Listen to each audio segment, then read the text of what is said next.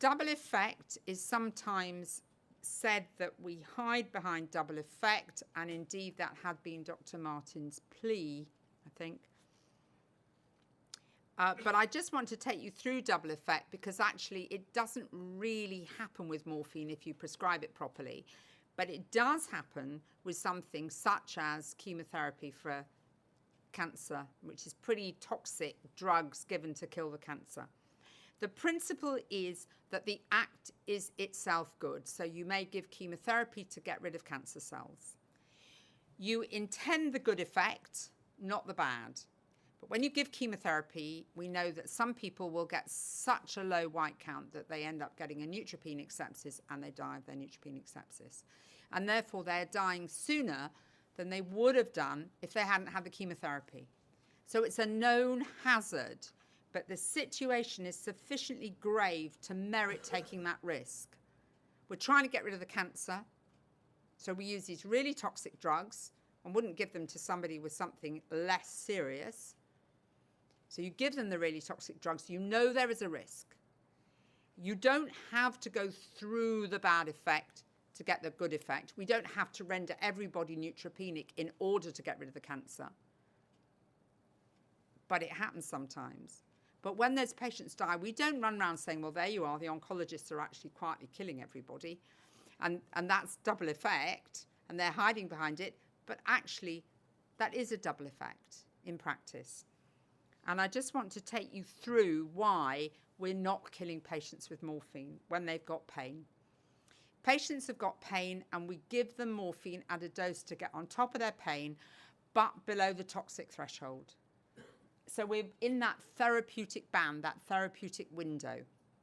Now, sometimes they need breakthrough doses of pain, which is the orange arrows on there. Sometimes we get up into the toxic zone and people do get very sleepy and we have to drop the dose back.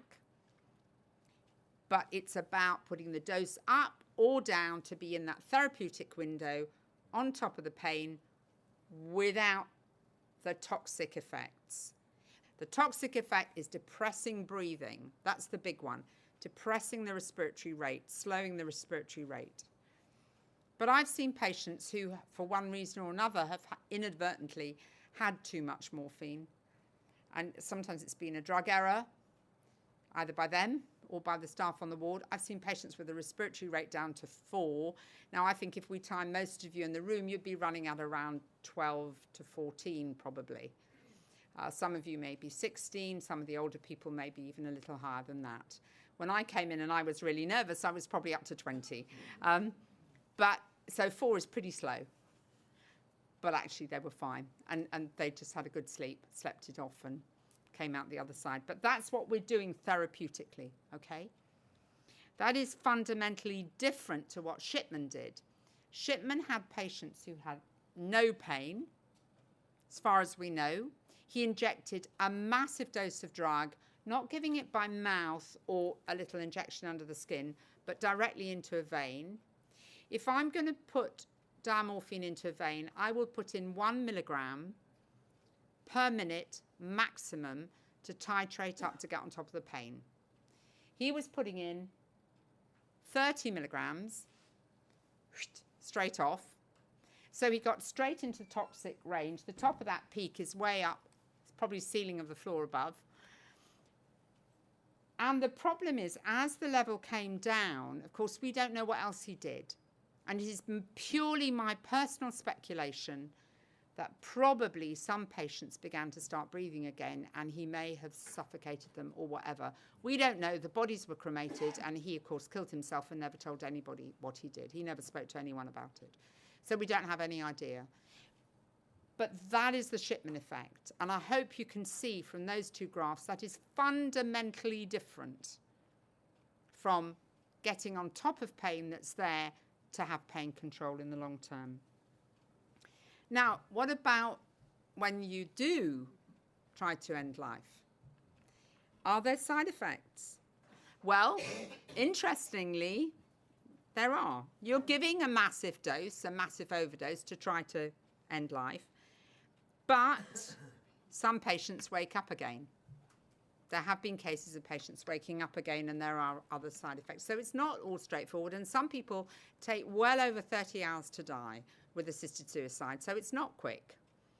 Now, what about a cooling off period? And how long should a cooling off period be? Because lots of patients will say, I want to die.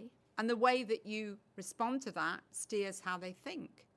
And a lot of people will say, oh, I'd be better off dead. And actually they're testing out whether people around them agree that they would be better off dead, particularly their families, or whether they're actually looking for reassurance that they are still of value and are still of worth, and that they do still have a role. And even though their body doesn't work, their mind still works.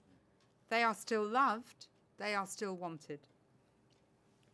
So the problem I have with trying to change the law and looking at all the bits of legislation around, I haven't seen safeguards that do work.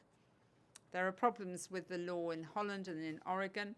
There's big problems with the law that's before the Scottish Parliament at the moment, huge problems with that one. But to try to summarise it, we just can't judge unbearable suffering. What is unbearable to one person is not to another. But the most unbearable suffering I have seen was the parents of a child that was murdered. And their suffering was overwhelming and unbearable because every minute that they were awake, they lived with their guilt. They could never escape from it. There was no break from it. And we think about those tragic parents who jumped off Beachy Head with the kids' stuff in the rucksack. You know, I think that is overwhelming and unbearable suffering. Physical aspects are actually things that we should really be able to get on top of. Sometimes it's difficult and we have to go back again and try again. But then that's why we've got specialists around. And that's why we've been grown up as a specialty. We can't predict the future. As I said, the diagnosis is often wrong. Depression's missed in about a third of patients, sadly, and that distorts people's thinking, and we don't detect coercion, and so on. And if you expect doctors after the event to report things reliably, I'm afraid to say doctors are human like anybody else. They report what they've done well. You don't get doctors going along and reporting and saying, well, actually, I didn't fulfill all the regulations. You know, that's just not human nature. So post-event reporting, I think, is a real problem. And so I think there is a choice, a real choice that we're being asked to take, and that is, do we prohibit, and therefore any act that is undertaken of assisting somebody's suicide has to be examined as an exceptionality and looked at through the courts, which is the current situation, where I would suggest the law does work because some people are not prosecuted. The Director of Public Prosecutions looks at it and says, is there evidence and is it in the public interest? And if it doesn't fulfill both those tests, not proceeding. And the classic was Daniel James's parents, where they had suffered enough. They had suffered enough. Taking them through the courts didn't serve any purpose to anybody. And they are still suffering. Their son, who they loved dearly, is dead. The son who they loved dearly, who was a ray of sunshine and a great rugby player, had gone, and they live with that day in, day out anyway.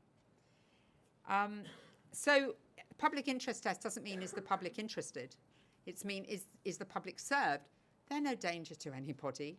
Any kind of suspended sentence doesn't mean anything. They're not going to be in that situation again, one hopes, ever. That they'll have, I don't even know if they do have another child actually, but if they do, that child would also have a terrible accident. But the other side of it is, do we license it? And then it becomes routine practice. And the Dutch figures have just come out this week and they've gone up again. And if we take the Dutch figures and transpose them on a population basis to England and Wales, it would work out at about 13,000 euthanasias a year. And if we take the Oregon figures, which is only assisted suicide, so that's where you do the last act yourself, not that the doctor injects something, it would come out at about 1,000 a year.